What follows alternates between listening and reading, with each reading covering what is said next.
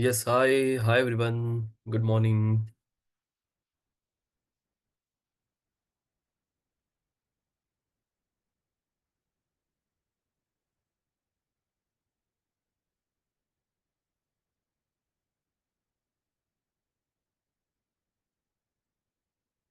Good morning, Varun. Yes, good morning, Murli. Yes, guys, what was the last topic that we have discussed?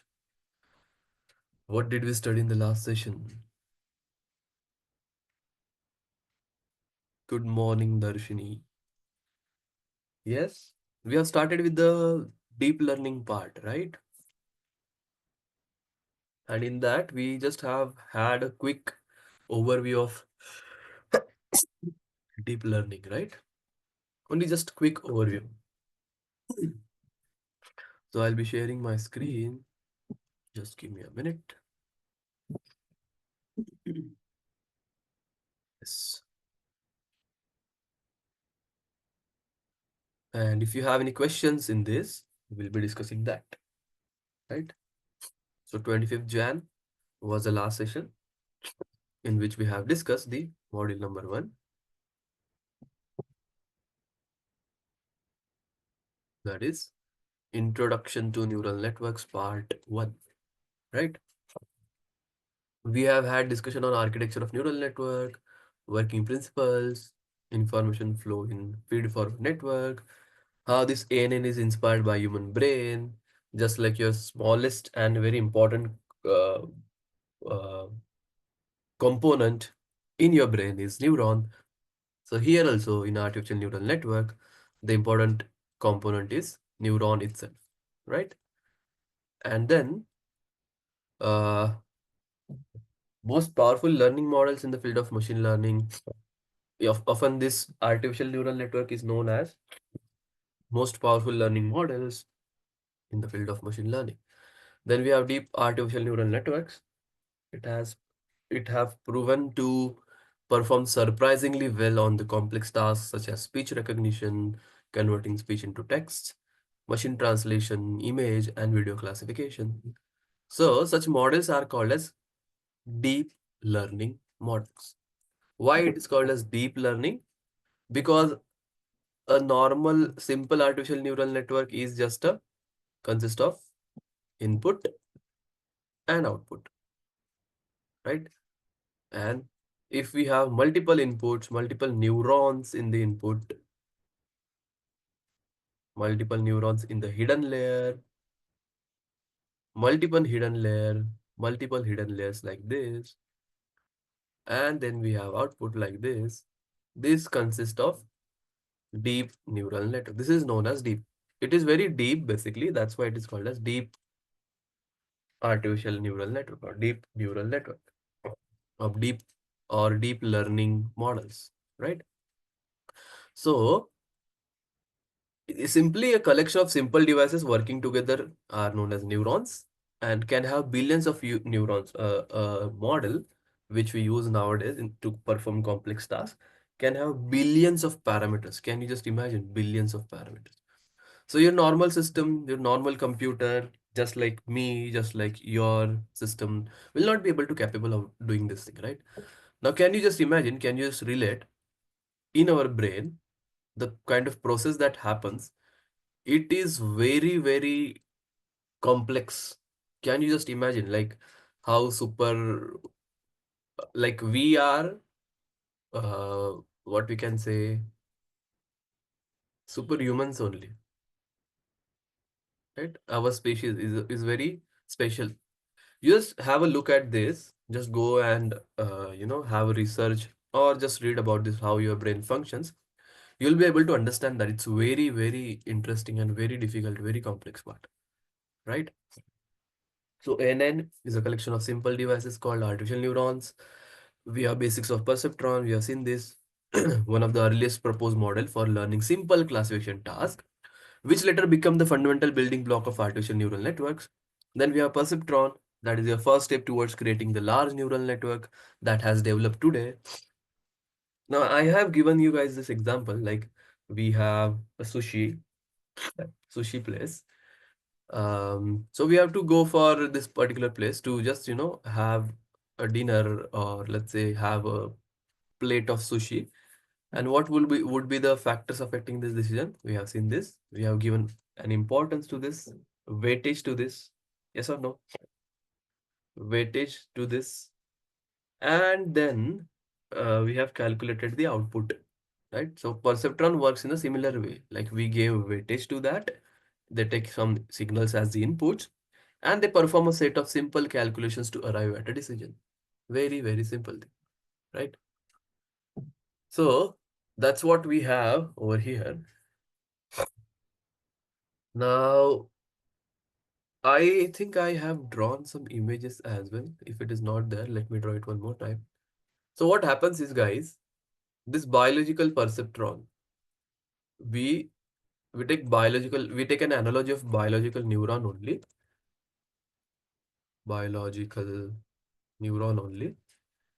And let's take, this is a small neuron. We draw it like this triangle, spearing or heading towards the right forward direction, right?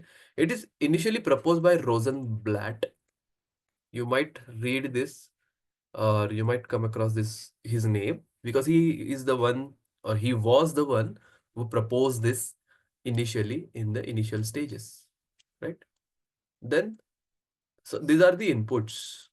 We give inputs to the user, not user, inputs to the model. So let's say, let me give this as x1, x2, and so on up to xn, right? And these are the weights associated with this input. Weight 1, weight 2, and weight n, right? This thing goes with the step function. Like I'll show you this thing, like why it is called a step function. And then you guys kind of get the output. If it is greater than 0, you'll get that, or it is less than 0. So what is step function basically? Step function is a function in mathematics. It can either be positive or it can be negative. It cannot be 0 basically. So for some part, for some calculation, for some computation, it will be positive or it can be negative. So it is known as, it is passed through the step function out there to get the output. Simple. And what is happening over here, for simple um vanilla neural network. This is known as vanilla neural network because it's a simple, right? Everyone knows what is vanilla meaning. Vanilla neural network. So if somebody asks you, you should start your explanation from this point of time, right? There could be very interesting facts that you are going to learn in this today in today's session. Basically, somebody asks you in the interview, and if they are expecting theoretical description about this, happens, right? They can ask like why there is need of this. So you should start your explanation from this point of time, from this particular point, that is vanilla neural network. Simple. So we have this.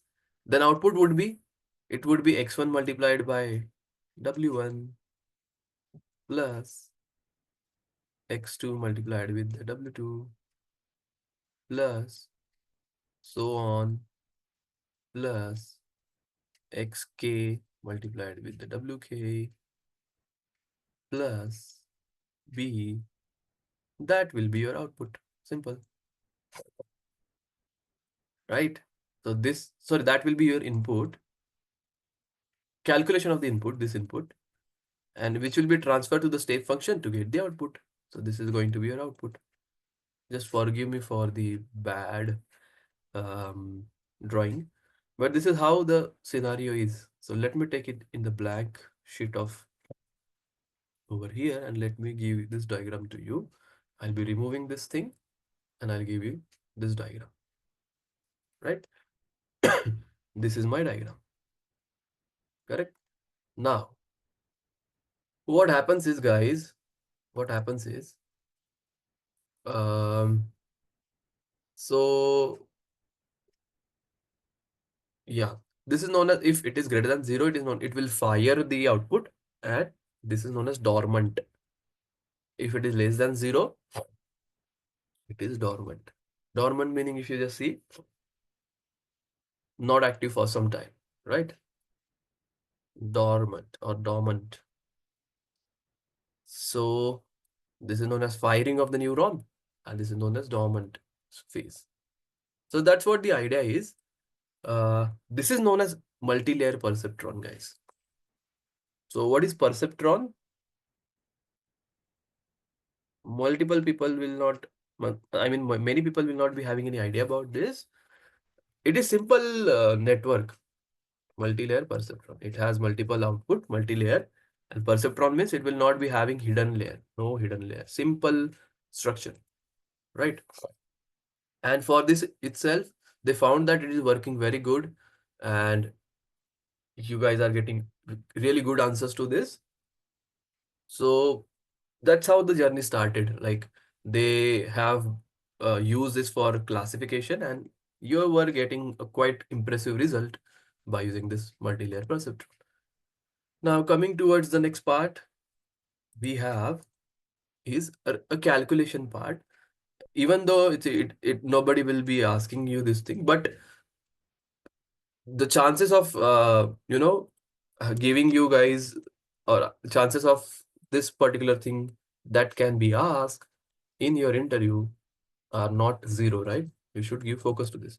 So my cumulative input would be weight 1 x1 plus weight 2 x2 plus weight 3 x3 and plus b, right? Where xi's represents the inputs. So x1, x2, x3 represents the inputs. Wi's represent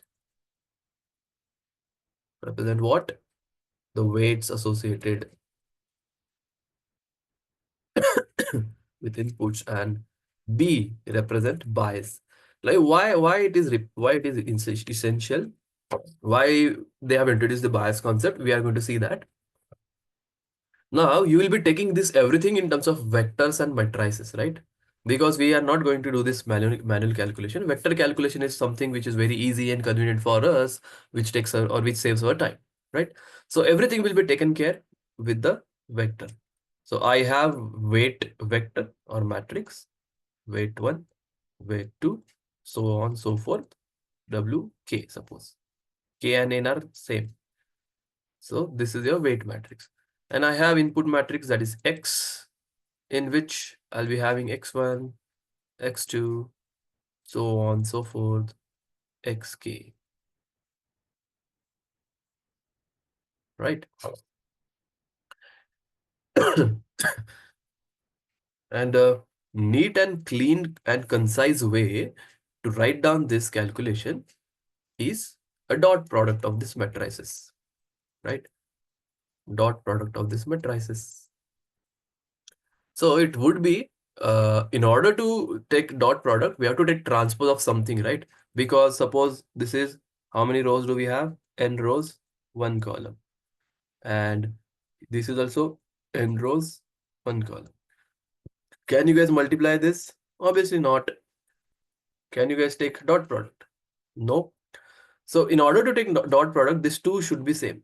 So columns of matrix 1 and rows of matrix 2. So if I take transpose, if I just make this horizontal like this, x1, or let's say w ko lete hain. For w, if I just take a transpose, it becomes, rows will become columns, column will become rows, right? So it will be w1, w2, w3, w4, w5, so on, wk. And what will be the shape for this now? This will become n into 1, and this will be 1, sorry, n into 1 only. Oops, my bad, just a minute. 1 into n, sorry.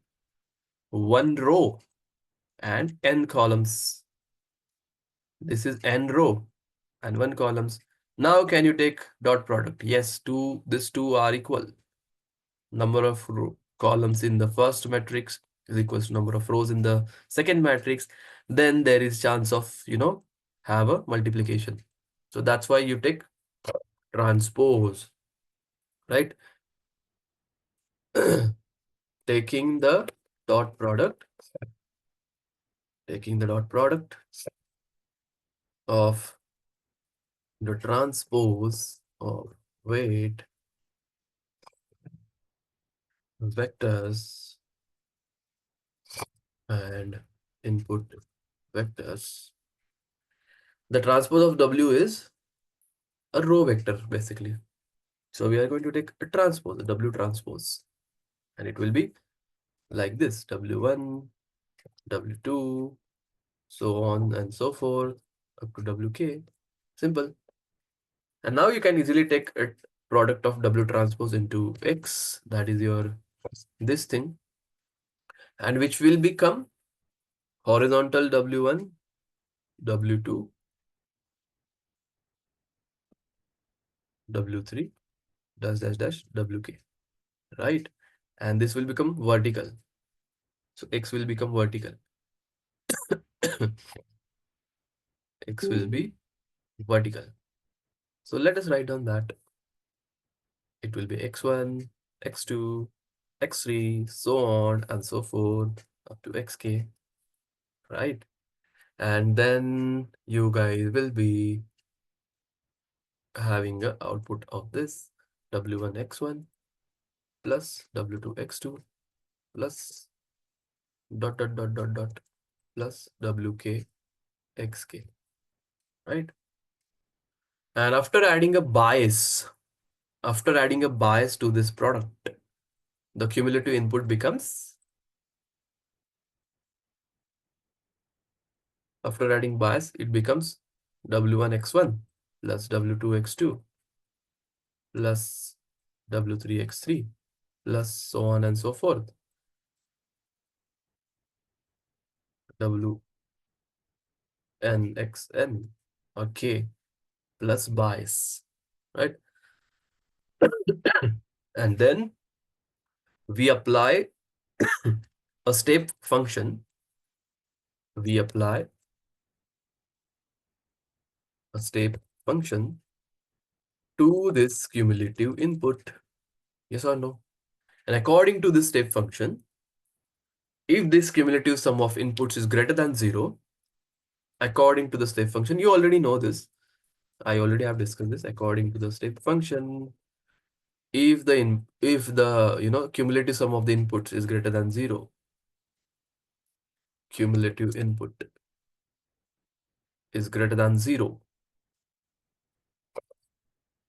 then output will be yes or 1. Else means it is no or 0.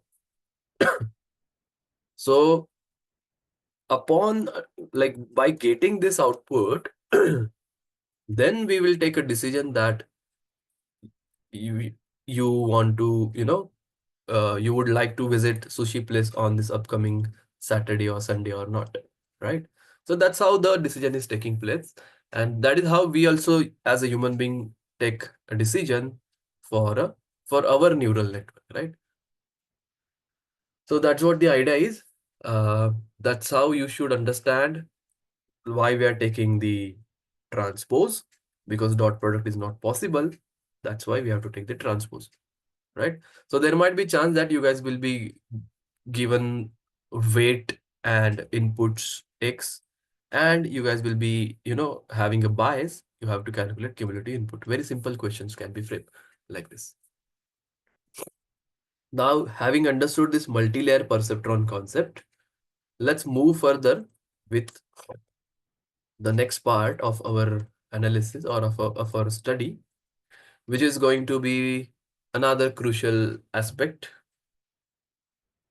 or let's call it as saliva, which is our neuron. You can consider this is saliva of ANN, right?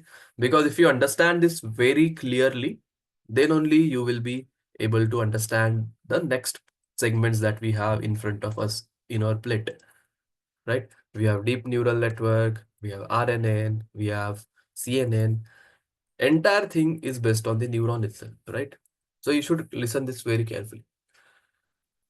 Now, you have basic understanding of perceptron. Let's study the design of artificial neural network, that is ANNs. Neural networks are collections of artificial neural network, artificial neurons basically. Neural network It consists of n numbers of artificial neurons. So collection of artificial neurons arranged in a particular structure, right?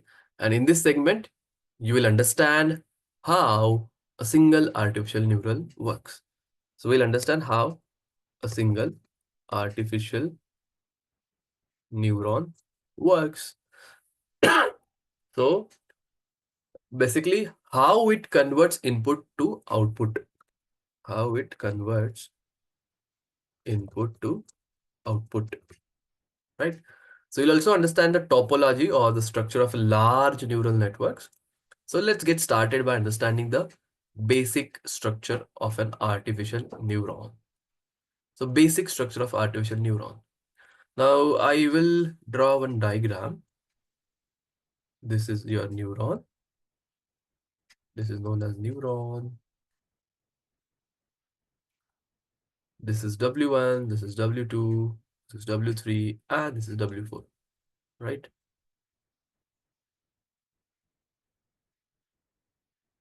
This is W1, W2, W3, and W4, right?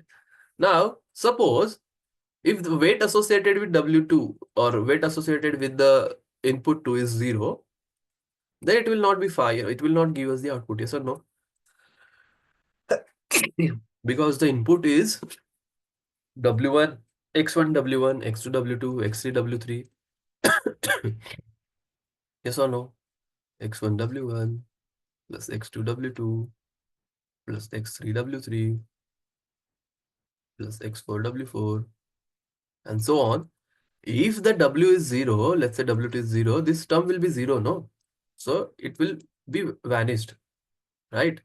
But I'm not giving 0. I'm just giving you guys an idea. If it is 0, then what happens, right? Now, so these are the inputs from multiple other neurons.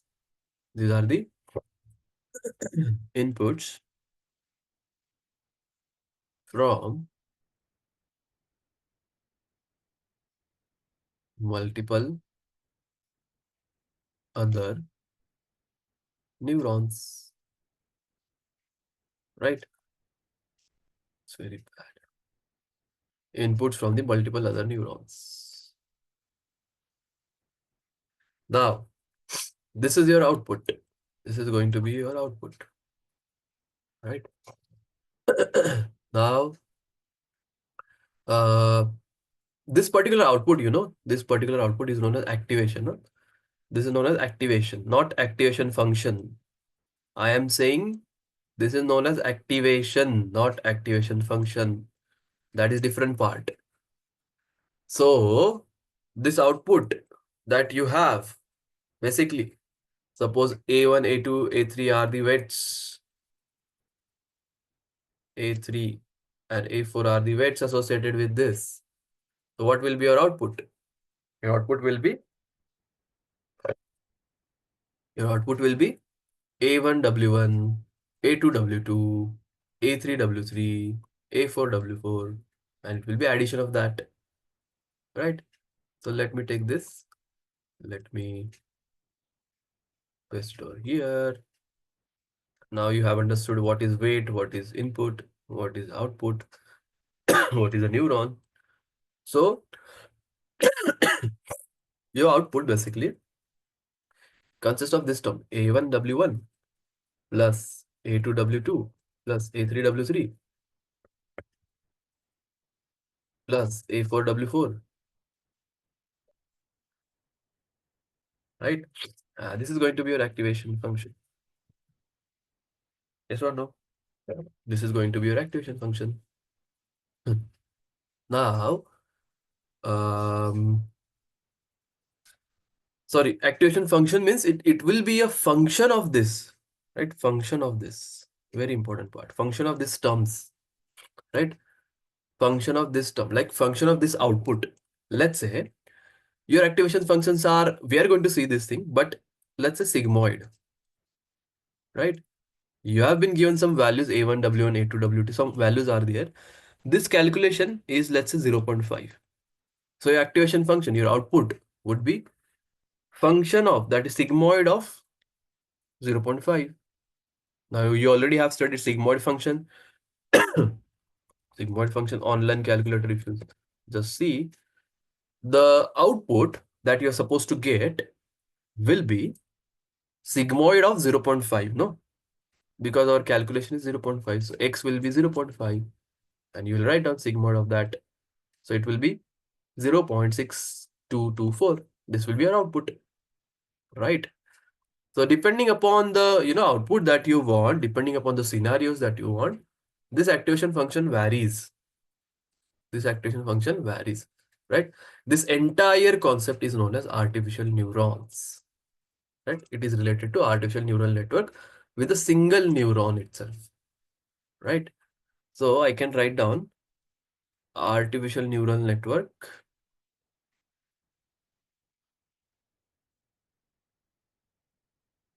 with a single neuron, guys. With a single neuron, right? Now, a neuron is quite similar to the perceptron that you have seen. Neuron is quite similar to the perceptron that you have seen.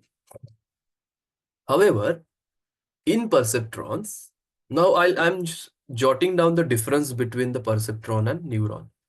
In perceptron, just listen this properly.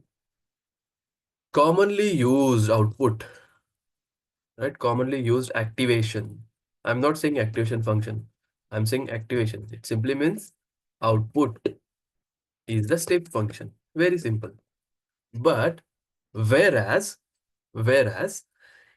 in the case of NNs, the activation functions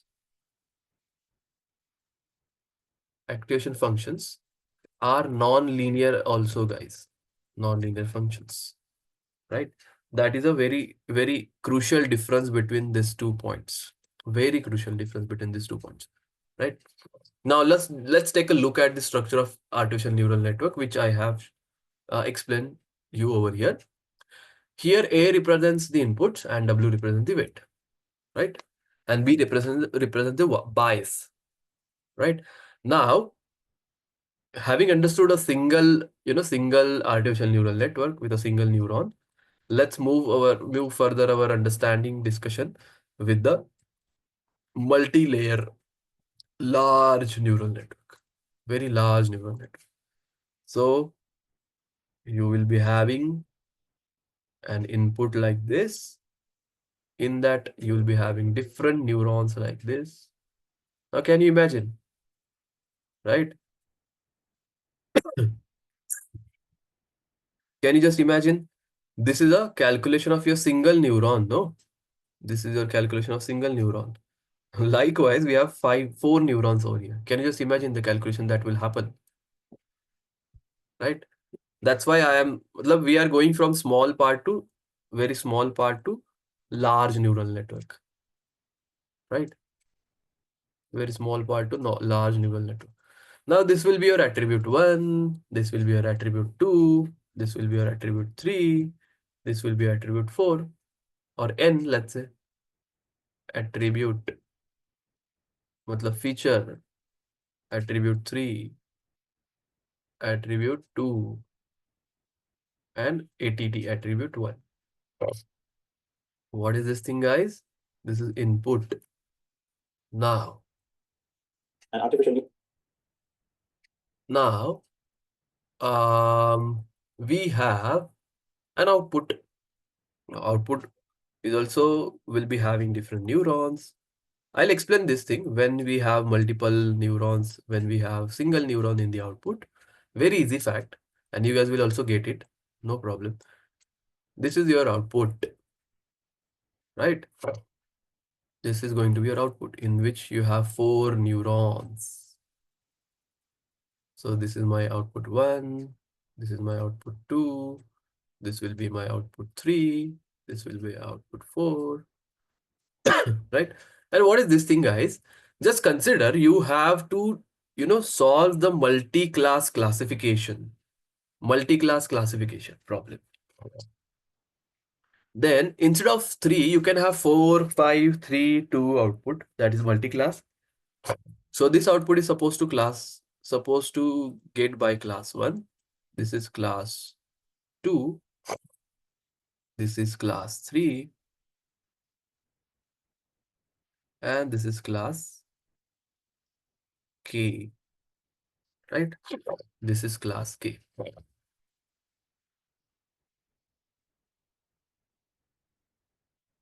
Now,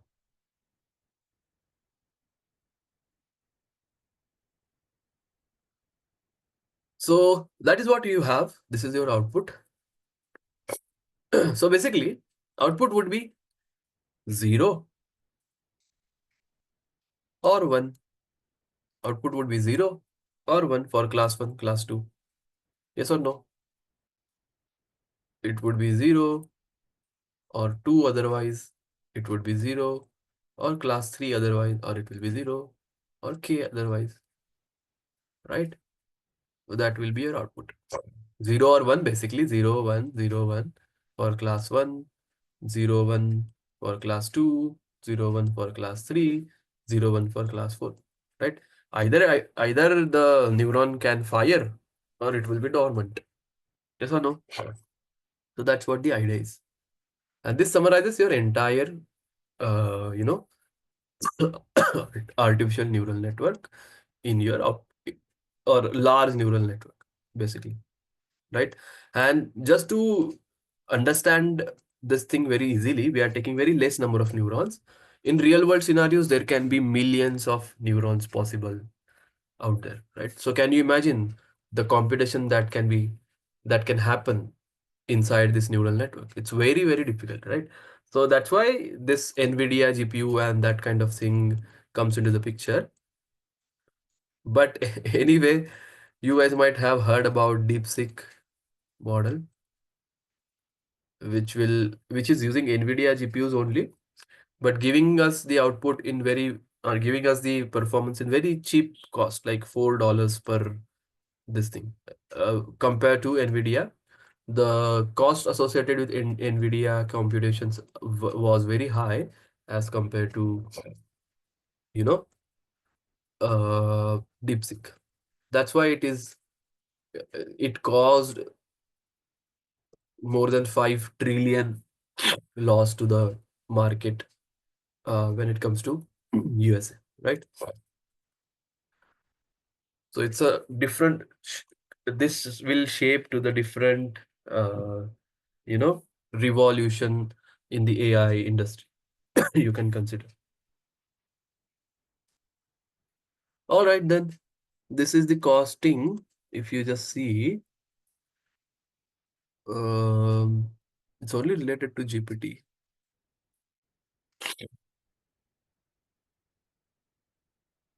Can you just see, guys, this? See, this is $15 per token, and this is only $0.55 per token. So it is 95% cheap. This is 100 million based on the budget of 100 million plus dollar. This is only $12 million. So that's why it is in a discussion nowadays. So all right. Funding also you can see over here, right? So that's why competition is also you need to have a good GPU to compute this type of large neural network. So basically, the first layer is known as input layer, last layer is known as output layer, but the layers which is in between these two are known as hidden layers. Are known as hidden layers, right? Yes. Right. The layer which is in between the input and output layers are known as hidden layers. So the number of neurons in the input layer is equal to the number of attributes in the data set. Now I'll give you more clarity about this part. Let me just take a simple classification neural network. Now you guys will get an understanding of this. Suppose this is multi-class classification, guys. What is multi-class? In the output, you are supposed to get multiple classes. You're supposed to get multiple classes. Now, the number of neurons in the input layer,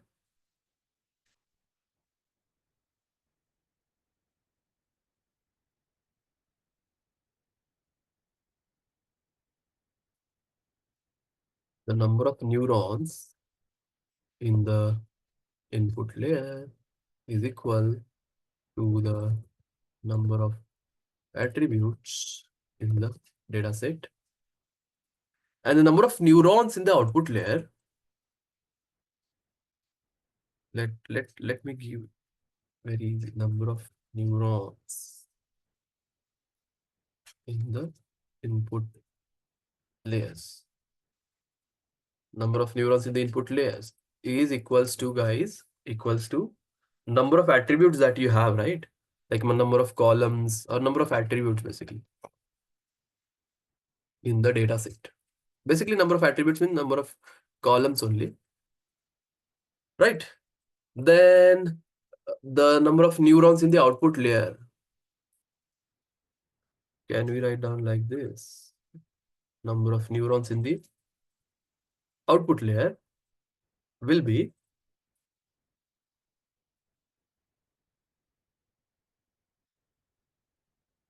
output layer will be, it is determined by, can you guys answer this? Is determined by the number of classes.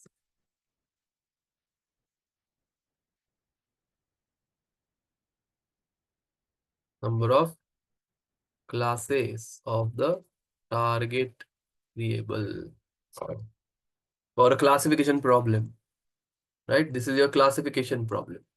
But when it comes to regression problem, this is your classification. Let's write down this as classification. But for a regression problem, what can be the case? The input will be same. So this line will be same. This line will be same. But number of neurons in the output layer. Number of neurons in the output layer is determined by the basically it would be 1 or 0, right? The number of neurons in the output layer would be 1, a numeric variable, because regression is a numerical variable. And so that is what we have. Like basically this is your classification neural network. If I just write down regression neural network, this becomes your regression neural network. Only 1 in the output. Can you see this? This represents very simple neural network, regression neural network, right? So this is for classification and this is for your regression. Very simple. Now I hope you guys are getting more clarity about this and we are going with the correct direction. Now, note that number of hidden layers or number of neurons in the hidden layer or the activation function used in the network changes according to the problem, right? It's not fixed, guys. It's a hyperparameter. It's not a fix. So number of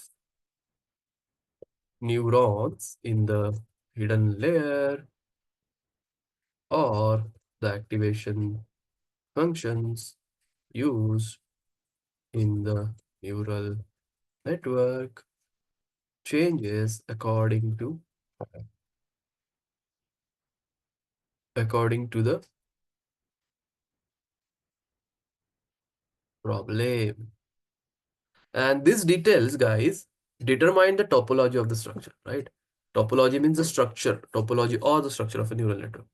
This will determine the topology or the structure of the neural network. Yes or no? And we'll be discussing this in the subsequent segments in our course. Now, let us understand, let us write down the specifications that you have, that you should have to design the neural network, right? So the specifications are, let me give a heading, specifications of a neural network. So basically, if you just buy a phone or a laptop, so you you define that particular product by its specification, right? It is identified by some specification out there. For example, 48 megapixel camera, the chip that we have, the processor that we have, the screen size that you have, you know, the memory, the use, what we can say, the storage that you have, right? RAM, 12 GB RAM, suppose, processor, right? Let's say Snapdragon processor, or in case of Apple, M2 chip, M3 chip, right? So it is identified, or it is, uh, distinguished by the specifications. Similarly, here, in your, you know, um, neural network, we have some parameters. First is structure or topology, right? Structure or topology means, like, what are the number of layers? How many hidden layers do you have? How many input layers do you have? Then graph. Graph means the diagram that I have shown to you. That is nodes, neurons in the each layer. Then you might have edges, that is interconnection between the neurons in the input layer with respect to your hidden layer. So what kind of connection is there? This is known as interconnection, guys. This is known as interconnection, right? Then third parameter can be your what we can say, specify the input layer. You need to specify the input layer, right? Weights associated with that. You have to specify the output layer according to the problem, classification or regression. And you'll be having, you need to specify the weights as equally. That is also important. And then, last but not the least, that is your diagram, like the structure, like the connection. These two neurons in the input layer is connected to the, like this. So you have to understand that as well. And last but not the least, you have to specify the activation functions, which we are going to see now, uh, after 5 minutes. And then you have to specify the bias, because bias is also necessary. You have to add that in order to make your, you know, uh, specify the activation function. And then you have to specify the bias, right? You have to specify the bias. That's what we have then. Now cumulative input will be calculated.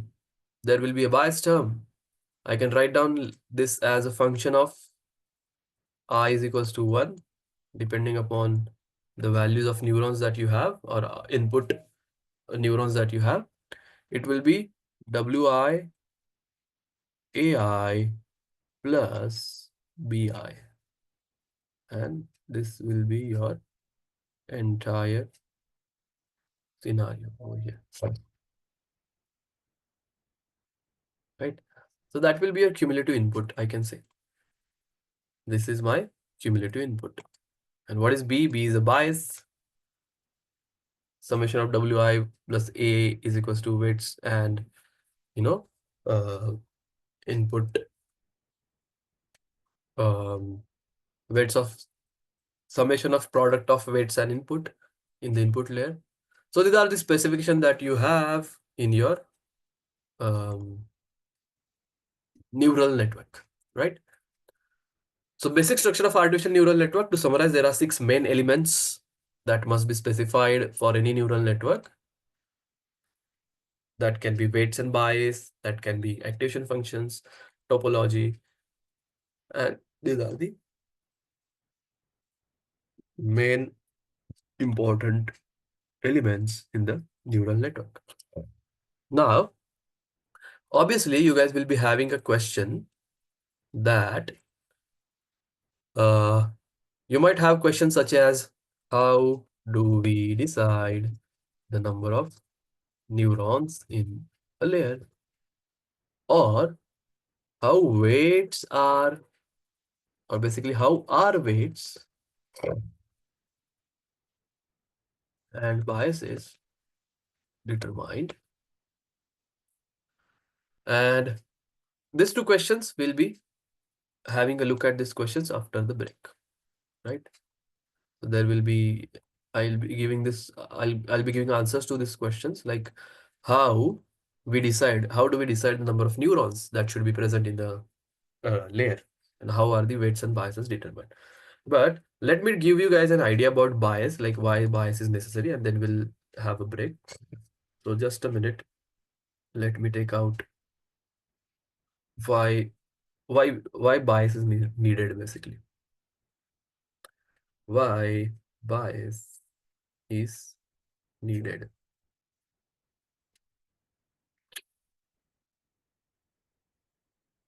So in the context of machine learning, uh, biases are necessary for the success of learning algorithm, because unbiased um, physical significance, I want just a minute.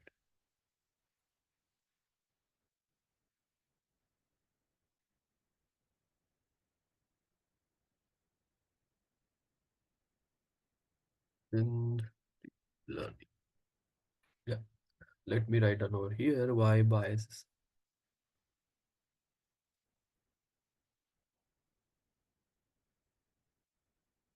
You have to shift, you have to have a shift in the activation function.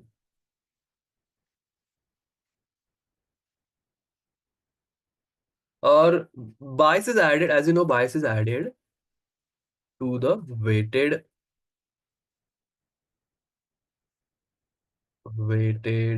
sum before the activation function, before the activation function is applied.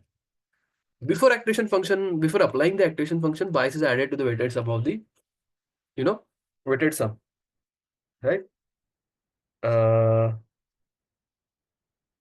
Basically, this will, this allows the activation function to shift to the left or right on the x-axis. Anyway, I'm just giving you theoretical intuition about this. After the break, we are going to have a practical intuition, like why bias is needed. So why bias is important is, without bias, activation function would always be centered at the origin. This is a very important point. Without your bias, your activation function would always be centered at the origin, that is 0, comma 0. And this limits the network's ability to learn the complex pattern. This limits the network's ability to learn the complex patterns and relationship in the data, right? As it might struggle to fit the data that is not centered around the zero. It also gives an extra freedom for the model. Let's discuss this after the break. I'll be giving you an idea, like practical, you know, you will be able to visualize why bias is needed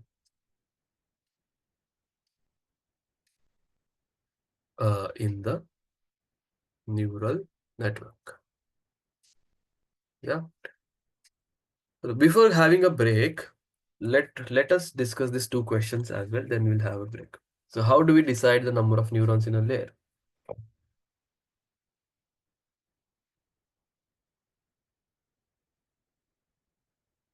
If you just write down visualization, why bias is needed in the neural network, you'll be getting an idea about this. Bias, why it is needed.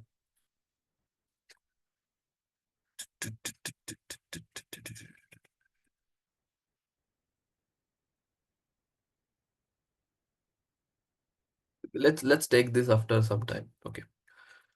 Now, in order to answer these two questions, like how do we decide the number of neurons in a layer and how our weights and bias are determined, you need to uh, have an understanding of inputs and outputs in a neural network. So let me give a heading as inputs and outputs that can be there of a neural network. So this is going to be an exhaustive discussion and very interesting one as well, but theoretical only. Here, here,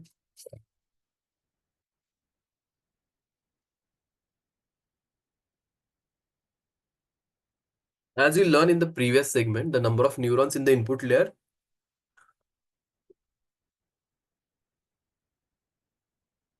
number of neurons in the input layer is determined by the input given to the neural network, right?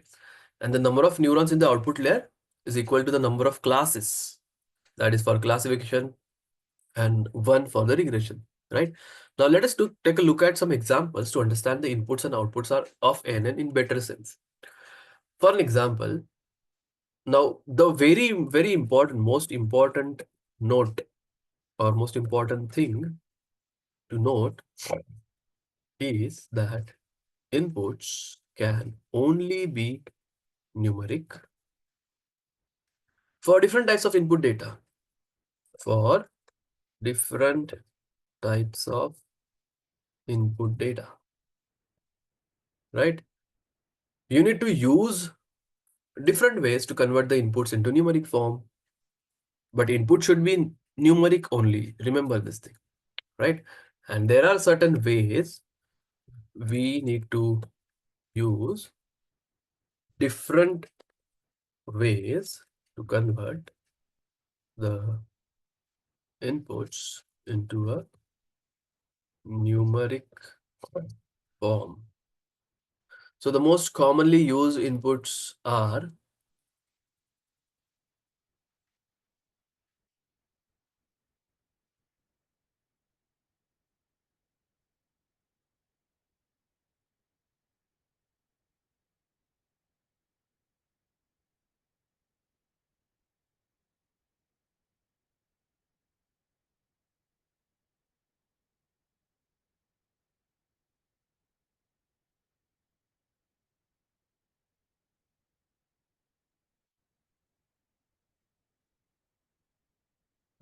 most commonly used inputs in the ANN are first, let me write down over here first.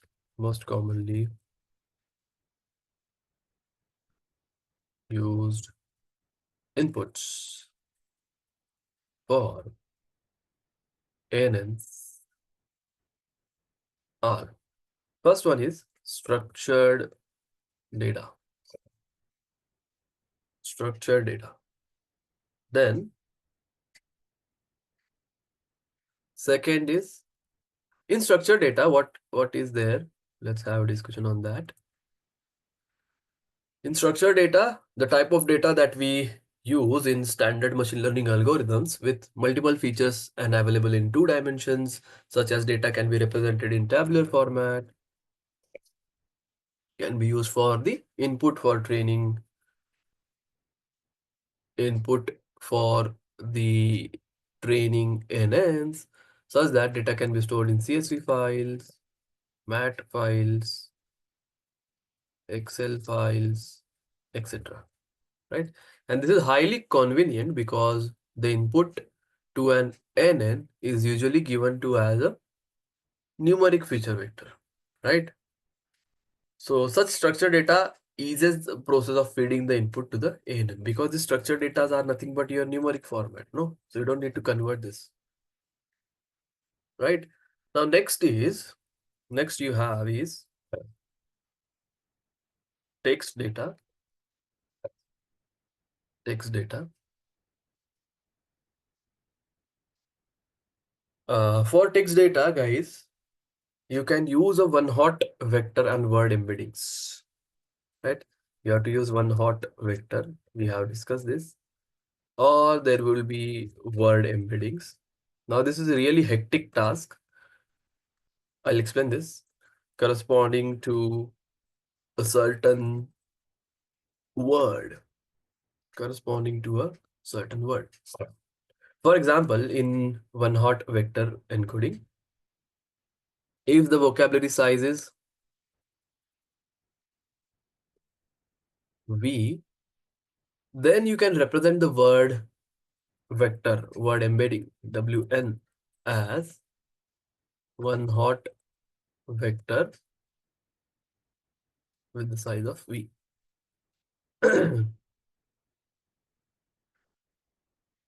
So what happens is, suppose um, let's say we have seen one hot vector, no? Do you remember that?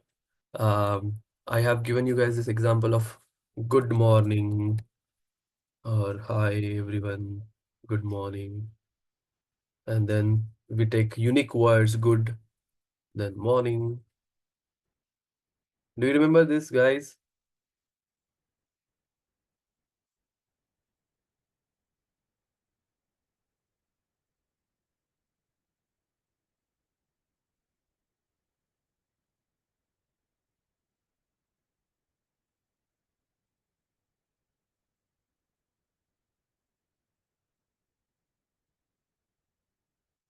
Do you remember this, guys?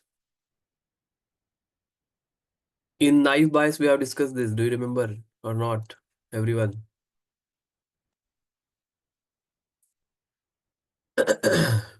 Yes. Do you remember this? Not knife bias, basically. What was that? Or is it knife bias only?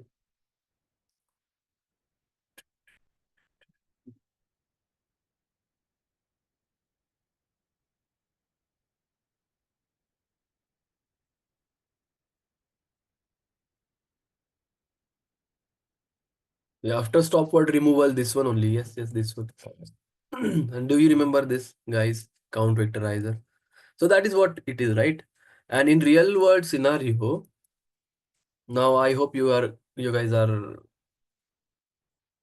uh, you know, um, you guys are getting this. I hope it is clear for you, right? Now, uh, in real world scenario, can you just imagine we can have multiple statements, right? And it becomes very difficult for us to, convert entire, like it would be 200, 300, 400, 500, 600, or more than that sentences, right? So this will become very hectic, very, very hectic, right? I'll just show you one more thing to you. Let's create the, one hot vector in Python. But in order to, discuss this, the problem is vocabulary size is very huge. The problems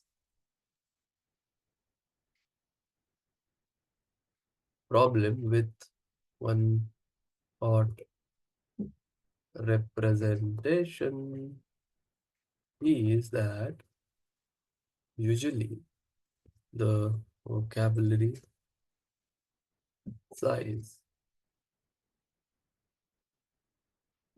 V is huge in tens of thousands at least, and hence it is often better to use word embeddings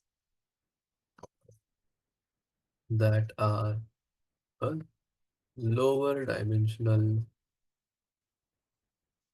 representation of each word. So the one hot encoded array of digits 0 to 9 will be, let me create a folder for today's session. Today is day 32, day 33, day 32, 25th Jan 2025, and today is day 33, right? 36th, 25, deep learning. In this folder, I am just adding a new collab notebook.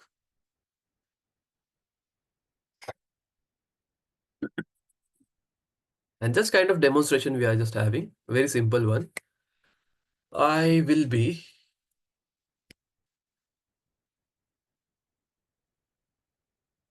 creating data is equals to np.array of 0, 1, 2, 3, 4, 5, 6, 7, 8, 9. Right? And I'm going to print data dot shape. And I'll write on one underscore hot of data.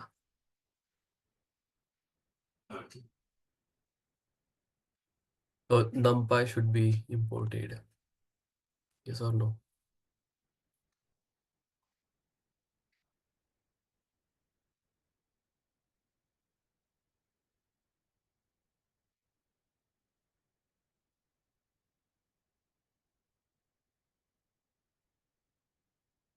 And we have to create one hot function to convert that into numbers. But anyway, what we'll be getting is in the first we'll be getting 10 different rows. In the first, only one position is 1, rest will be 0, 0, 0, 0, 0. Second 0, second position is 1, 0, 0, 0, 0. Then 0, 0, 1, 0, 0, 0, like that you'll be getting, right? So 0, 1 will be there. For 1, second position 1 will be there. For 2, 1 will present at third position, and likewise it will be happening, right? So that's what it is. Now we have third input as images, right? There can be possibility like we can feed input in the form of image. So do you know images are naturally represented as arrays of numbers? Do you know this? Everyone? Arrays of numbers, and can thus be fed into the network directly, right? These numbers are raw pixels of an image. These numbers are the raw pixels of an image.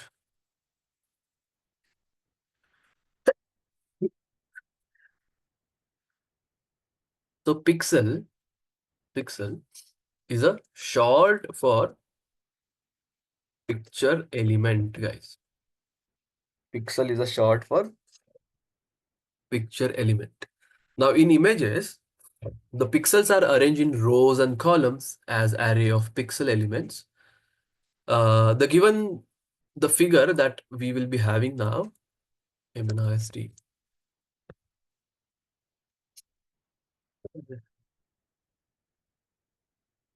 Yeah, can you see this? or 8.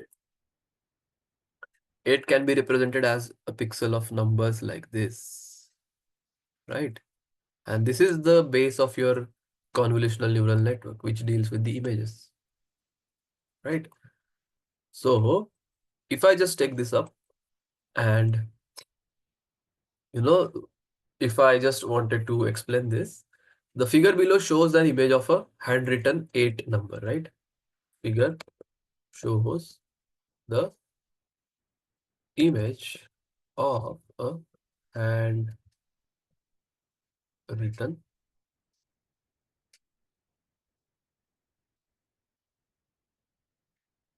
handwritten 8 in the MNIST data. We are going to work on this in the later half of the today's session. That is black and white, right? And it is corresponding to the representation of NumPy array. It is a representation of uh, array NumPy as array of numbers, right? So the pixel values are high, whereas the intensity is high. Like the pixel are high, pixel values are high, where the intensity is high. That is, color is bright, right? While the values are low, pixel values are low in your black regions, right? Now, in a neural network, each pixel of the input image is a feature. For example, the image provided above is an 18 by 18 array, right? This is 18 by 18 array. So you can consider 18 into 18 is 364 or 324, right? So it will be fed as a vector of size 324 because pixels are 18 by 18, right? 18 on the row side, 18 on the column side. So it will be vector of 324 into the network. And note that the images given above is a black and white, right? This is black and white. Can you just imagine? Uh, so we only have the image that we have, just a minute, is a black and white. So we have only one channel, black and white image, one channel, right? If it were a colored image, if it were a colored image, so it is RGB, that is red, green, and blue, right? Each pixel would have three channels. Each pixel would have three channels, right? One for red, one for blue, and one for green, right? Hence, the number of neurons in the input layer would be 18, 18, and 18, and into 3. So it would be number of neurons in the input layer, number of neurons in the input layer. Anyway, you'll not understand this. If you're not understanding, don't worry. We are going to specifically discuss this in the 3 or 4 sessions. Separate 3, 4 sessions are allocated to this only. So the number of input layers will be 18 into 18 into 3 layers would be there. So it would be 324 into 3 basically. So 972, right? And thus the three channels are in the RGB can be shown in the figure like this. RGB 3 channels. This is what we have, right? These are the 3 channels in the red, green, blue. And why red, green, blue, guys? Do you know why we are taking RGB only for colored? Why not other color? Yes, guys. Why RGB for colored image?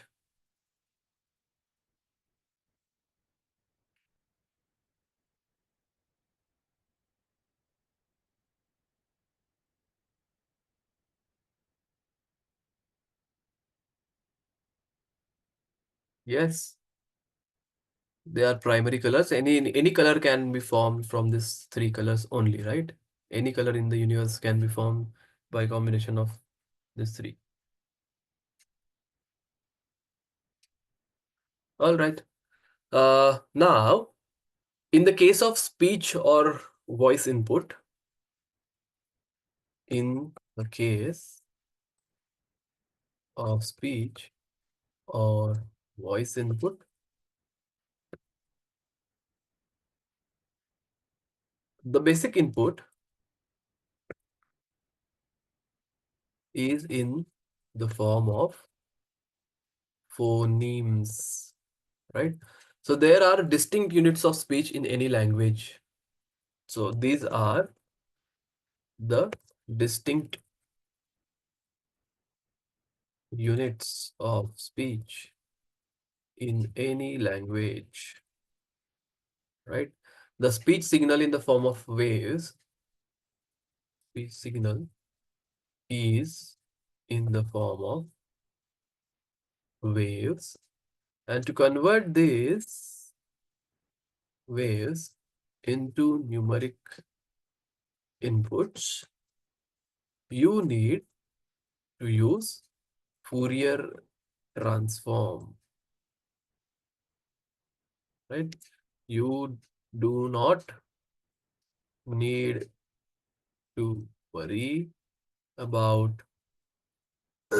this as it it is covering areas of specialized mathematics, and that will not be covered in this course. Right? We are not going to see Fourier transform, not needed for us. But note that the input after conversion, note input after conversion should be numeric only, right? So you are able to feed it to or into a neural network. Simple.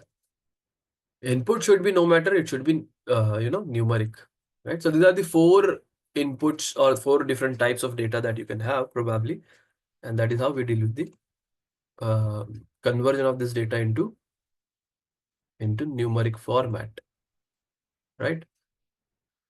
So that's what we have. Let us now take a break because it's 10:22. We have discussed this for 22 minutes. Anyway, this is important, no doubt in that. So all right, guys, let's have a break till 10:32 am, right?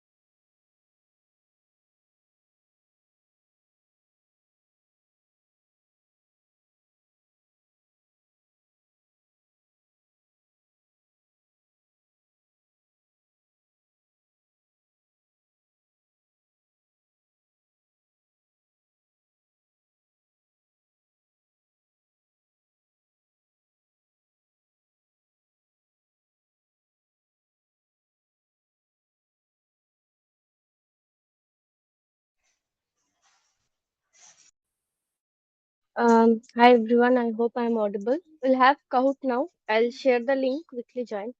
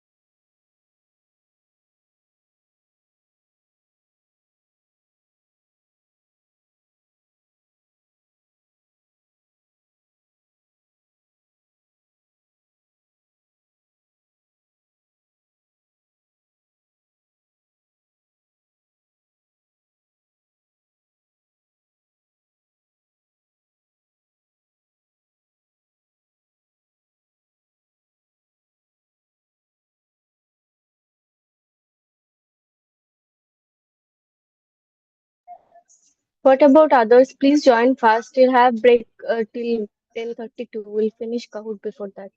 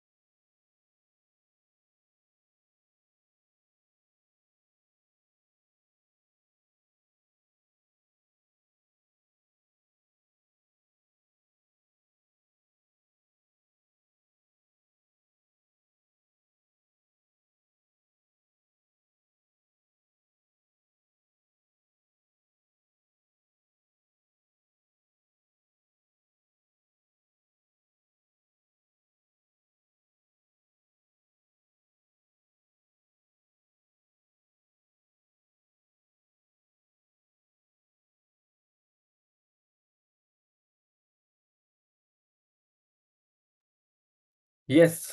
Is it done, guys? Kahoot is done. All right.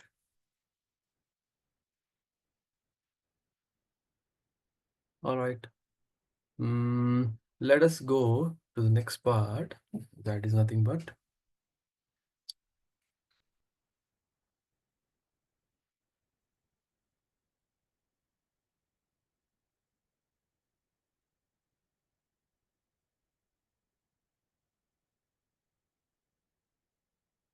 multi-class classification and the activation function.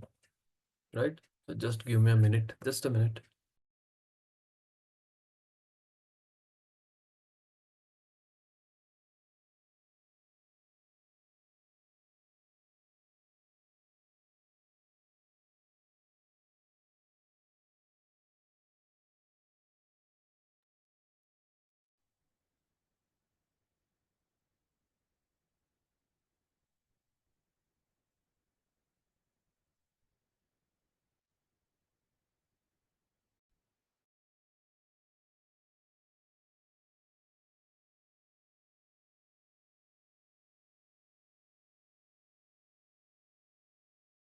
So suppose if you want to predict the color of an image,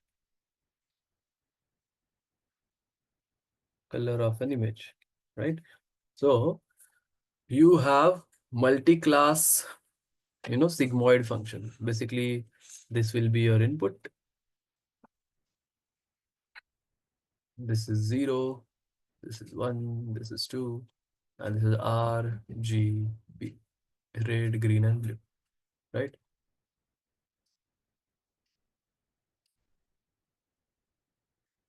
Right. So if you have multi-class classification problem, guys, the activation function that we use is softmax function. It becomes softmax function, right? And why it is called as softmax? Because it is a multi-class, basically it is a multi-class logistic function, right? A logistic function we have discussed. What is that? What's your logistic function, guys? What's your logistic function, guys? Yes. What is your logistic function, guys?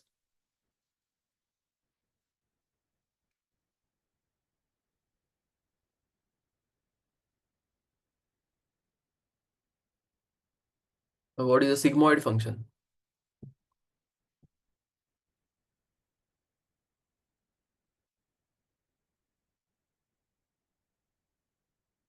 It is this, right?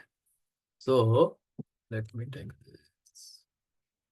So softmax is it is used for multi-class classification, right? So when there is a multi-class classification problem,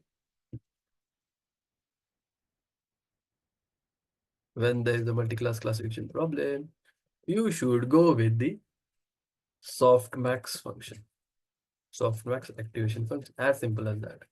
Without, you know, uh, just close your eyes and trust on this activation function. If you have multi-class classification problem, you are going to use softmax function. And if you just see, basically you'll be having in logic function, in sigmoid function, you only have two output, that is a binary classification problem. In in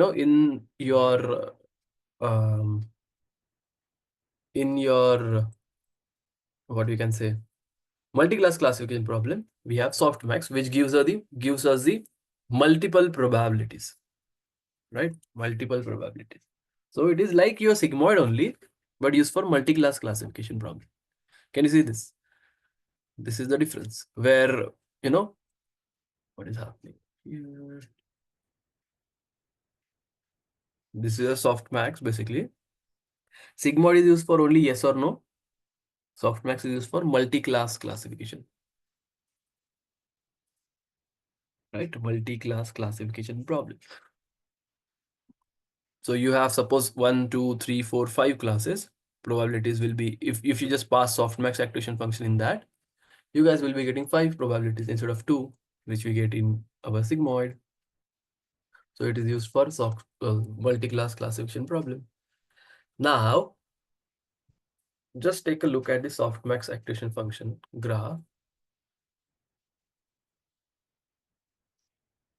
It is like this only. Can you see this? Just like your sigmoid.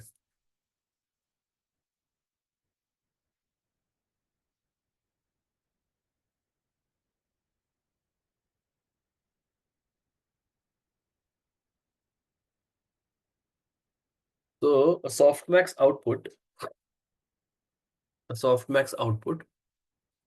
is similar to what we get from a multi-class logistic function.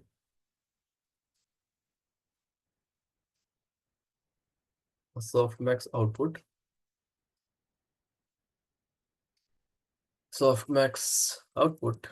is similar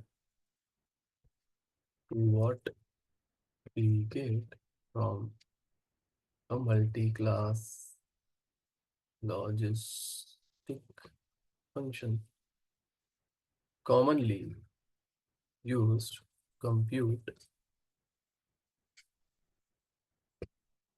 the probability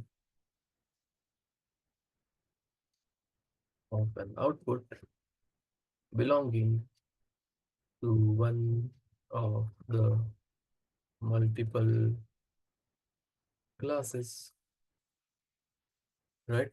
So it is given by this formula where formula is not needed for us anyway. So you'll be having probability 1, probability 2, probability 3, probability 4, and so on.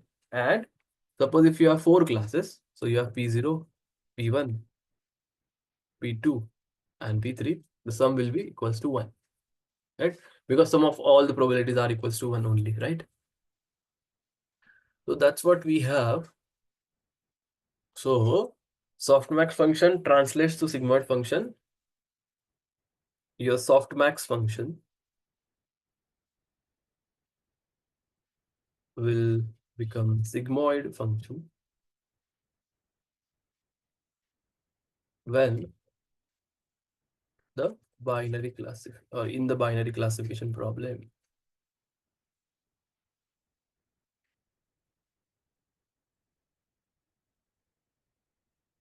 In the binary classification problem, right? Are you guys understanding this now, everyone?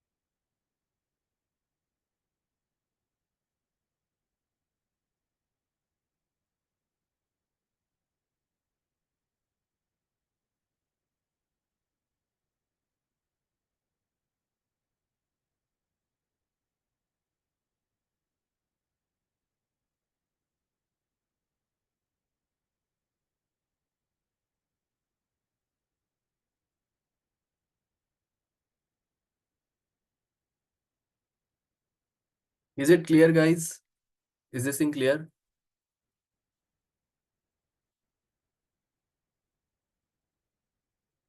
Now, having understood this, we are going to move further with the um, practical part. So you have understood that output is obtained from the softmax functions and how different types of inputs are fed into artificial neural network. So let's uh, let us now learn how do you define inputs and outputs for a image recognition, right? Let us now define the inputs and outputs for the image recognition on the famous MNIST dataset for multi-class classification problem, right? So let's say you have MNIST dataset, right? What is that? MNIST dataset, very famous one. It's an image of handwritten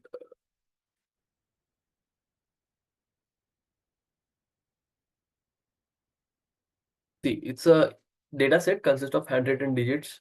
It has, training set of 60,000 examples and test set of 10,000 examples. So from I think 0 to 9, you will be having handwritten images ka data set, right? Very famous one. If you just search, this is your data set, right? But the problem in this MNIST data set is, guys, let's say Darshini, right? Darshini will write 0 or let's say 2 like this. Uh, Karthik will write 2 as like this, suppose, right? There are certain, there are chances that 2 can be written down like this, like this, like this, or like this. So basically, some text, some text somebody will write in this direction, somebody will write like this, or it will be like this or like this, right? So there is no any specific orientation, right, for the images or for the handwritten, um, text, right? So some text, this is also a text, but the orientation will be different, right? So that is a problem. Like, depending upon the person, like as person varies, the shape of that particular digit from 0 to 9 will also vary, right? Orientation will vary or something like that. No, I mean, no two-person, or we have 14 people out there, they will not be writing down same 0 in the same fashion like this, or 1 same 3 or like that, right? So that is our problem. So basically, this data set is of 28 by 28 pixels, right? So obviously it is going to be 28 into 28, that is 784 pixels, right? So 784 pixels means in your input, you'll be having how many features, attributes? 784. You'll be having 784 attributes. 1, 2, 3, right? And in the output, as this is 0 to 9, so output will be, can you guess how many neurons will be there in the output? We have multi-class classification 0 to 9. So how many output will be there? How many neurons will be there?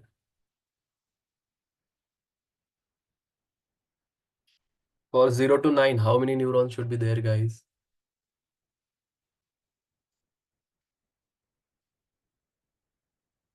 So I got one question. 10. Very good. You'll be having 10 probabilities, right? So there will be 10 neurons. And summation of all the probabilities would be obviously 1. So let me take this. This will be a problem statement in that particular data set. And you'll be having multiple hidden layers inside that, obviously. In between the input and output layers, you'll be having multiple hidden layers.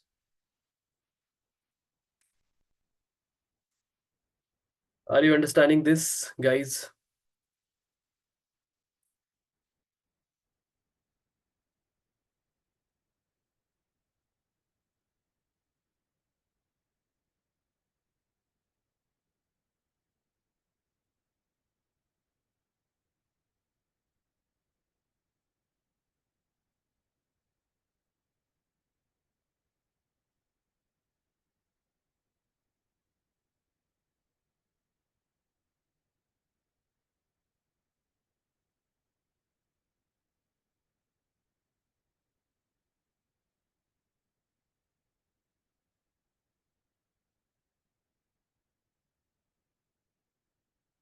Yes, guys. Sure. Now let's go. Let's go and write down the problems. So there are various problems you will face while trying to recognize and return text using an algorithm, including noise in the image, the orientation of the text, non-uniformity in the spacing of text, and non-uniformity in handwriting, right?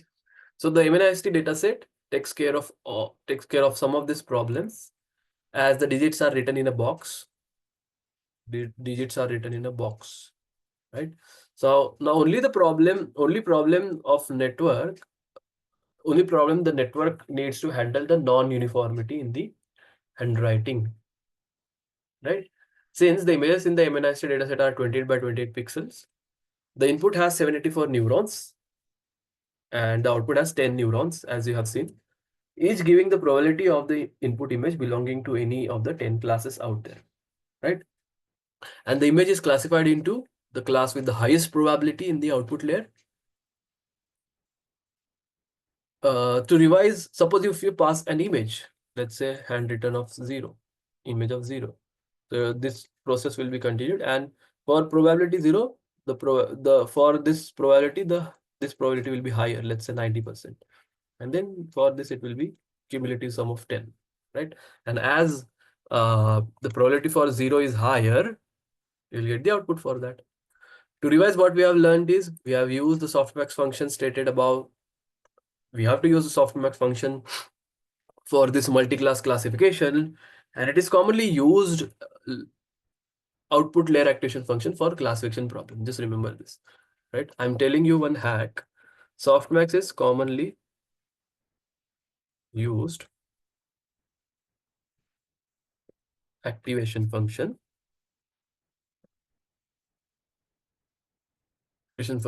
for classification problem. Right? You learn how to feed input data into NN and obtain output from it. But in the next segment, we'll move on to define the building blocks of neural networks, which will help you understand the workings of neuron and how to build its network, right? So I'll give you one scenario. Like what happens is, see, um, let's say, let's say, okay, I'll just take this image. Just give me a minute.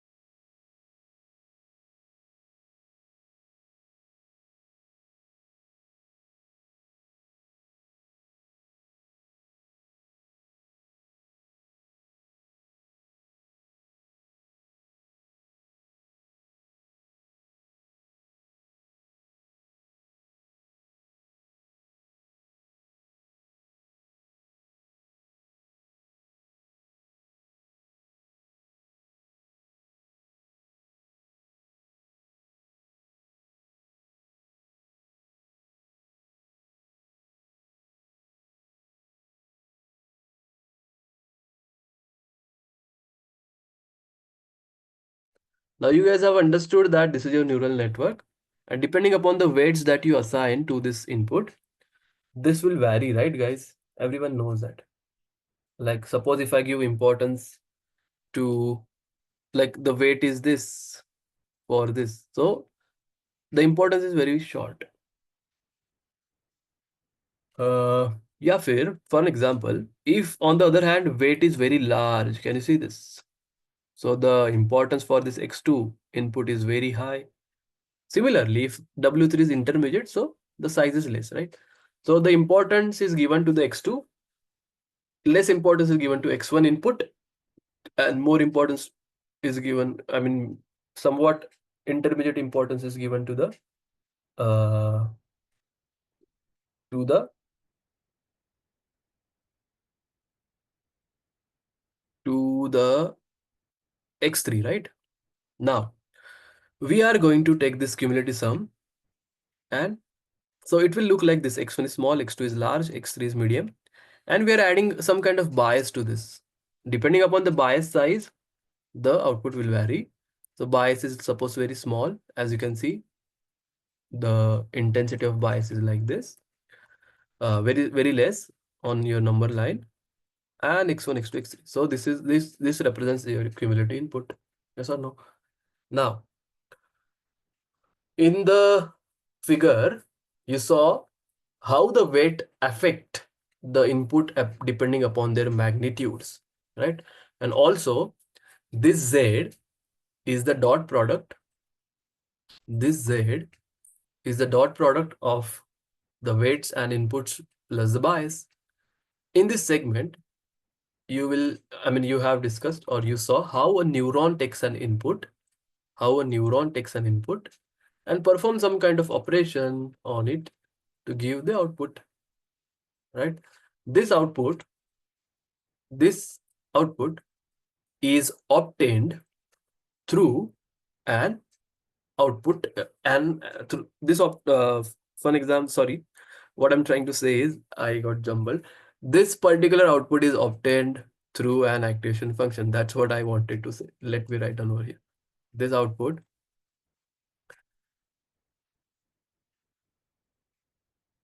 is obtained through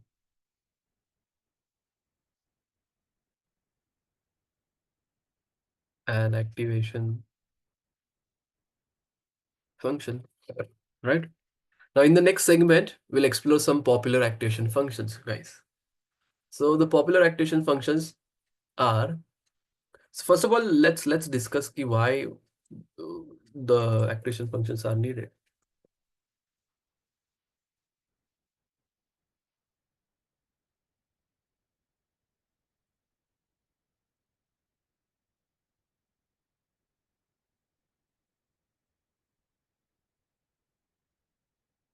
So different activation functions, right? Now, as mentioned, one in the previous segments, in the case of NN, activation functions are non-linear.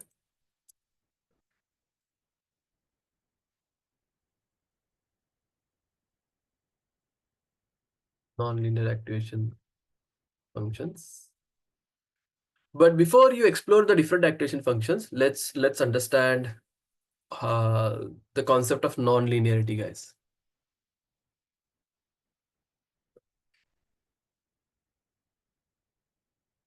Now, in case of your step function, guys, it's a linear only, right?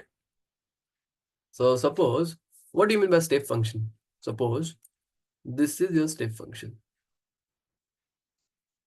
This is your step function, right? And this is my x, this is my y. This will be 0, this will be 20. Yes or no? Now, if x is equals to 4.999, this is 5, suppose. So if my x value is equals to 4.999, it will be somewhere over here. My output will be 0. If my x value is it becomes 5.001. The moment it becomes 5.001, it becomes 20. Right? Can you see this? There is extreme shift in the output. If even if you change a if you change your x by a very small margin out there, yes or no? So that is your activation function. That is your linearity.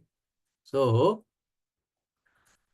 activation function should not be, you know, so uh, it should not be like that. If you change even small part, it will change.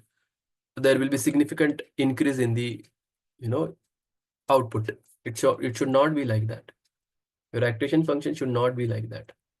Even if you change minor output, minor size of your x, it should not change very high, right? It should not change very significantly. So there are certain points that I should write down over here. First of all, why there is need of non-linearity? It is because of this only, guys. Activation functions should be smooth, should be smooth, and it should inject non-linearity between input and output. It should inject the non-linearity between the input and output, right? Now, how many activation functions do we have? So the different types of activation function that we have is is uh, types of activation function. We have sigmoid, that is logistic, and we have tan h, that is this.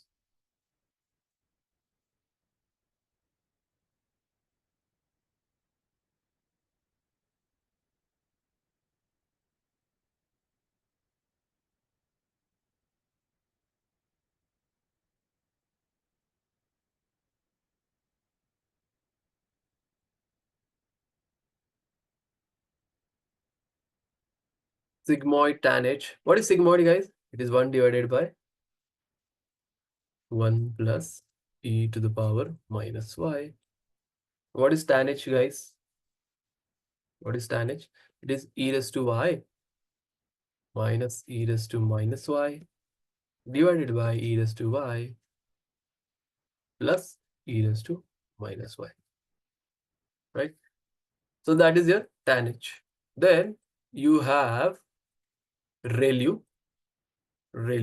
rectified linear unit. I'll be explaining this thing, the graphical, you know, graphical representation of ReLU, tan h, and everything. And then we have logistic activation function, guys. Sorry, then we have leaky ReLU,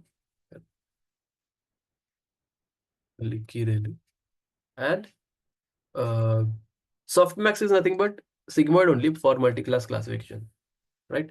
Now, suppose you want to calculate output of a neuron. You want to calculate output of a neuron. So you'll be writing down this one, and this one. So A1, A2, and A3, right? W1, W2, and W3. This is your bias. This is your output. So this is your logistic activation function. If you use logistic activation function,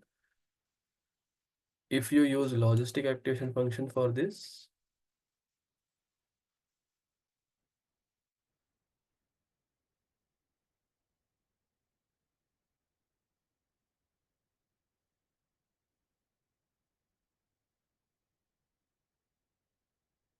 if you use logistic activation function for this, A will be equal to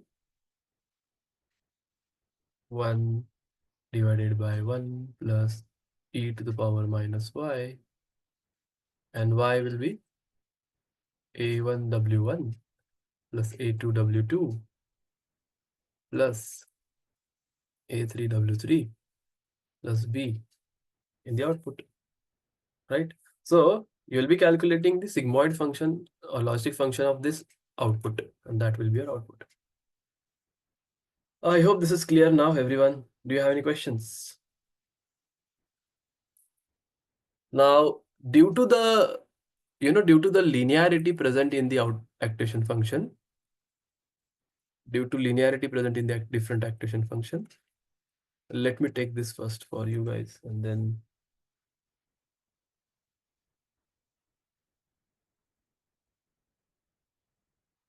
just a minute.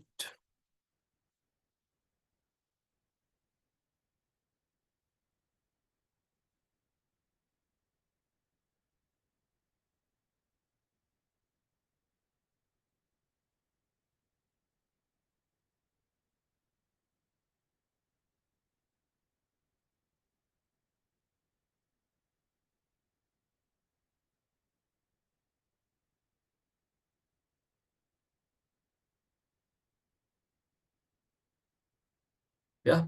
Yes. So I'll be just taking this figure, this one. Now, why there is need of non-linearity, guys? Linear activation function will not be able to find the complex pattern, right? Uh, the activation functions introduce non-linearity in the network, thereby enabling the network to solve highly complex problems. Problems that take the help of neural networks require, uh, yeah. Why? First of all, why activation function that we have not discussed? Why activation function?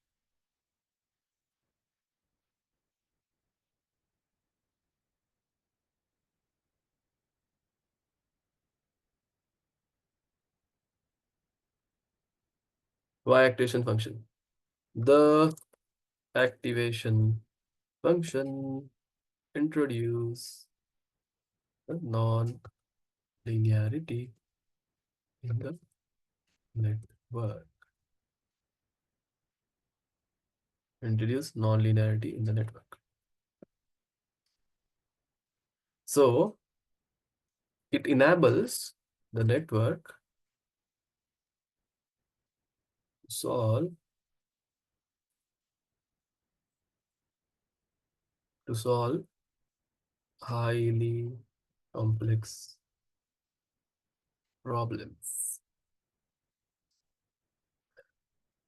So problems that take the help of neural network require ANN to recognize complex pattern and trends in the given data. So your neural network, your artificial neural network should be able to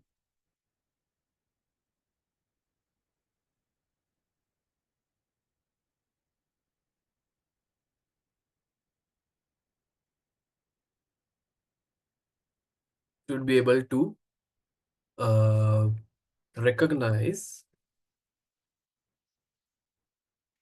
complex pattern and trends in the given data set, right? So if we do not introduce non-linearity, the output will be a linear function just like this, right? And we'll not be able to find complex pattern in our data set. So if we do not introduce the non-linearity, the output will be a linear function on the input vector. And this will not help us in understanding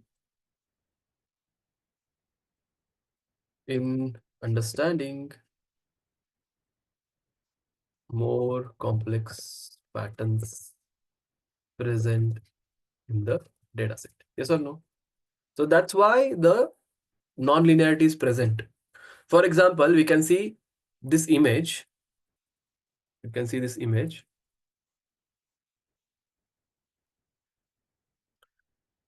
In order to solve the complex pattern, in order to solve complex pattern,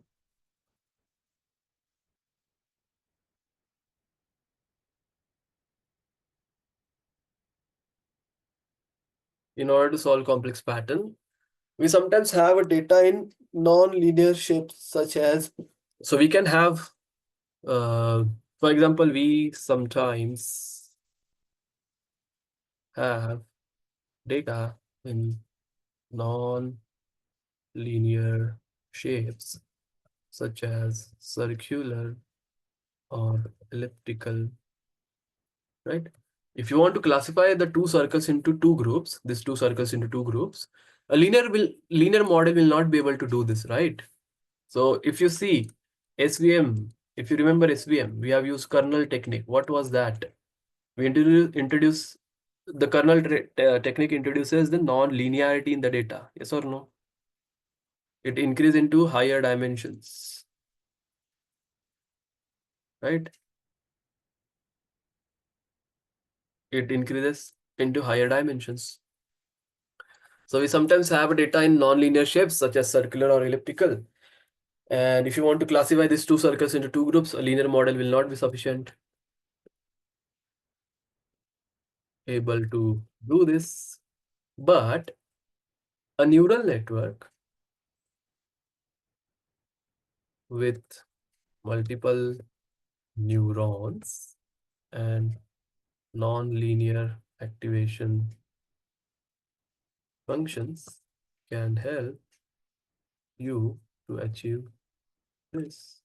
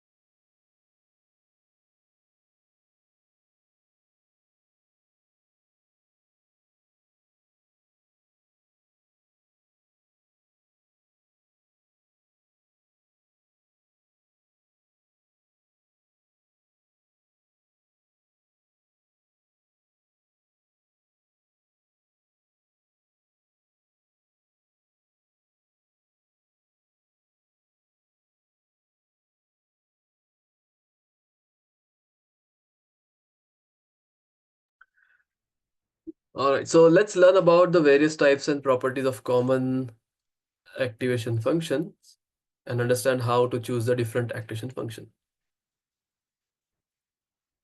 Properties of common activation functions and understand how to choose the correct activation function. Right?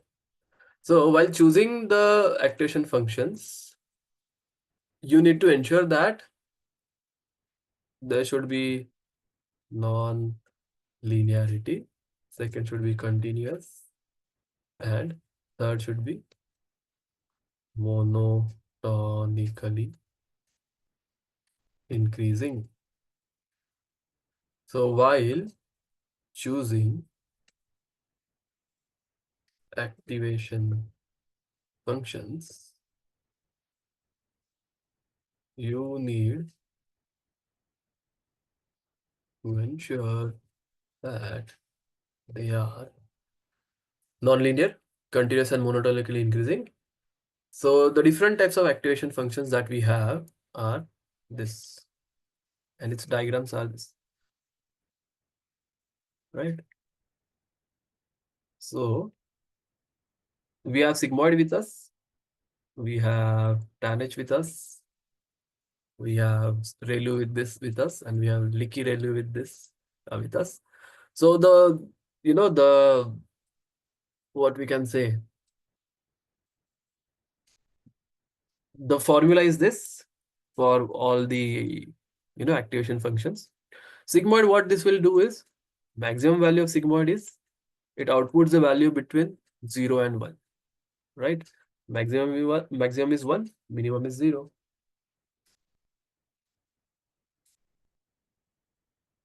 Then the tanh, what it does is it outputs values bound between -1 and 1 and outputs a 0 center.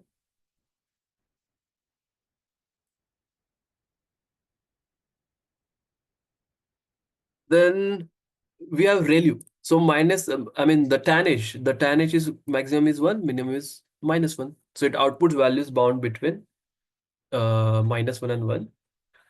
Then we have ReLU. It is computationally efficient. It allows the network to converge very effectively, very quickly. And then we have Licky ReLU. It is kind of, uh, what happens is ReLU, if you pass an activation function ReLU to your input, it will, uh, arrange the output into 0 and 1 only, right? Minimum is 0, it cannot be negative, and maximum is 1. Minimum is 0, maximum is 1. And in Licky ReLU, you have minimum as negative. There is certain penalty and negative is acceptable, but uh, like it takes care of negative values. It allows learning even when the value is negative, right? The difference between ReLU and Licky ReLU is if the input is negative, if the values are negative, it will be 0 in the case of ReLU. It will not learn that. But Licky ReLU, it allows learning even when the values is negative, right? Is it clear now, guys?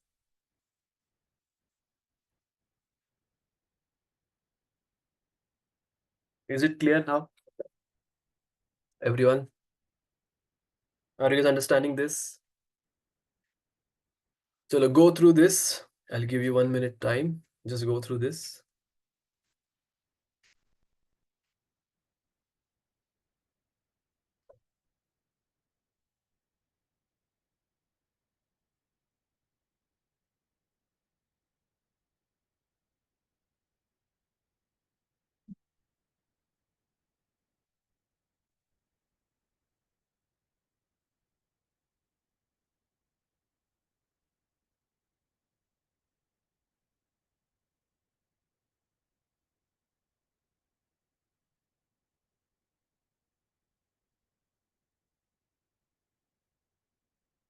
I'll give you 1 or 2 minutes. Just go through this, guys.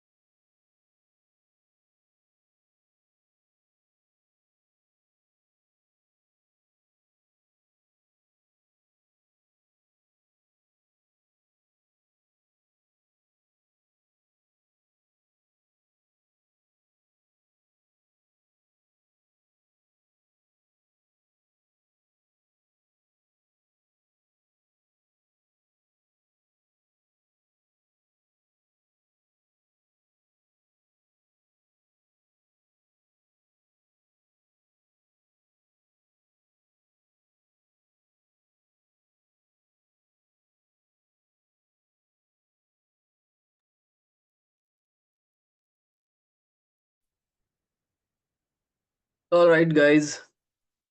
So, do you have any questions in this?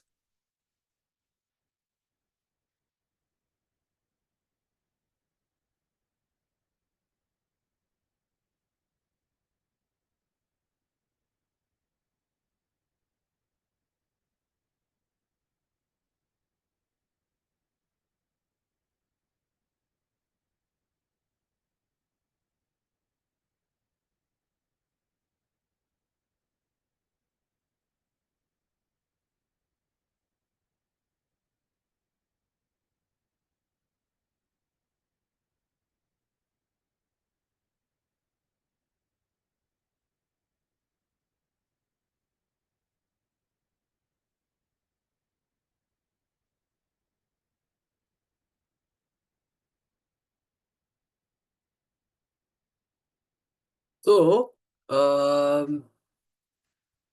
I'll be giving this thing to you so that it's not needed to, you know, you should not explain this.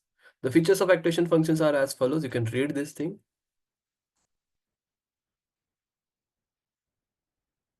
So, sigmoid, when this type of activation function is applied, the output from the activation function is bound between 0 and 1 and is not centered around the 0. A sigmoid activation function is usually used when we want to regularize the magnitude of the outputs we get from a neural network and ensure that this magnitude does not blow up. We have tan with us. When this type of activation function is applied, the output is centered around 0 and bound between -1 and 1, unlike the sigmoid activation function, in which case. So it is centered around 0.5 and will only give positive outputs, tan, and hence the output is around, output is center around 0 for tan. For ReLU, it is uh, linear in nature when the input is positive and the output is 0 when the input is negative for ReLU. This activation function allows the network to converge quickly and hence its uses is computationally efficient. However, its use in neural network does not help the network to learn what when the values are negative. And then you have leaky ReLU, that is nothing but this activation function is similar to ReLU. However, it enables the neural network. It enables the neural network um, to learn even when the values are negative, right? And when the input of the function is negative, it dampens the magnitude that input is labeled, input is multiplied when with an epsilon factor, and that is usually number less than 1. On the other hand, when the input is positive, the function is linear and gives the input values as input. We can control the parameters to allow how much learning emphasis should be given to the negative value. So leaky value, we can give and emphasize that how much negative value you are going to allow to that network, right? So that is what we have basically. Now to give you guys an idea about, you know, sigmoid function, uh, or to give you guys an idea about what we can say, how to compute, how to compute the or how to compute the output of a neuron given the inputs, weights, biases, and the sigmoid activation function.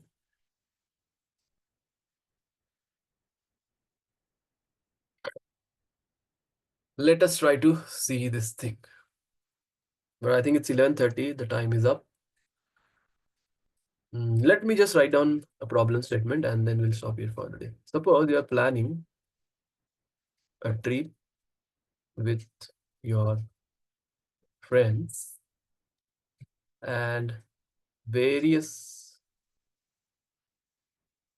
factors will affect this decision, some of which are as follows.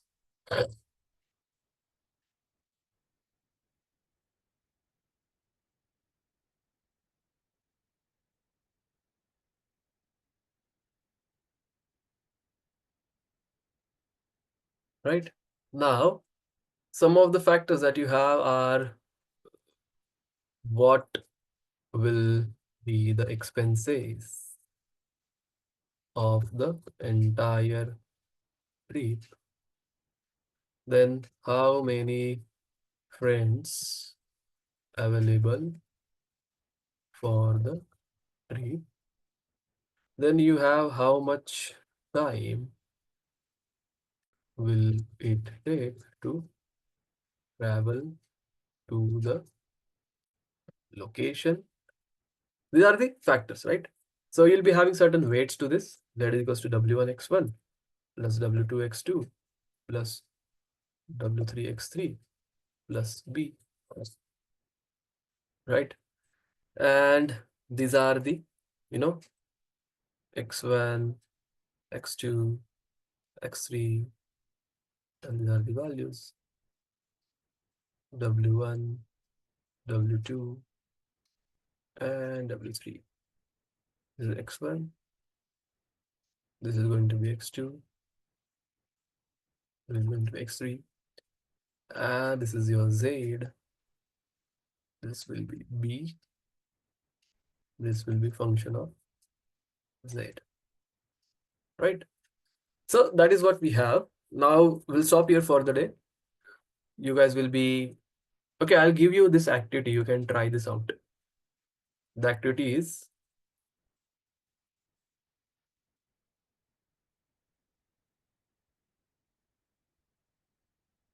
the activity is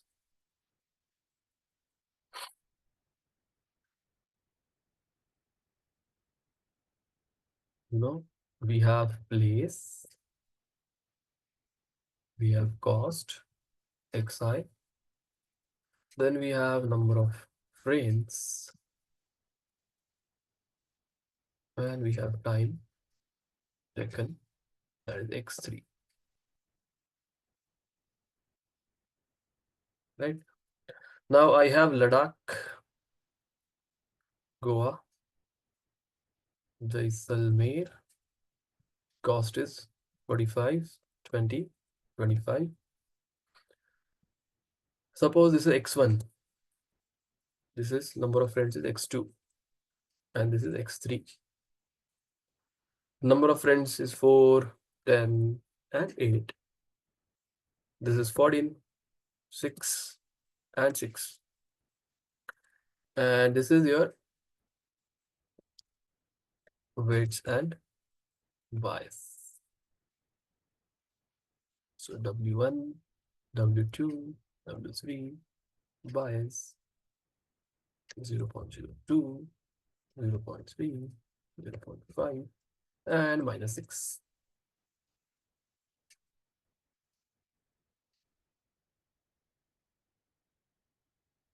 Right? And having given this thing, you have to answer these questions. Like you have to find the output. Basically, it will be W1x1 plus W2x3 plus W2. That will you have to do W1x1, W2x2, W3x3 plus bias. Simple. And the output will be this thing. And you just pass this to, just use activation function as sigmoid. Sigmoid means we'll write down, suppose it is coming out 0.5 or 3, let's say, right? So it is 3, suppose 3.1. So the answer would be 0.9568. That's what we have, guys. We'll stop here for the day. Thank you, everyone. Happy learning and bye.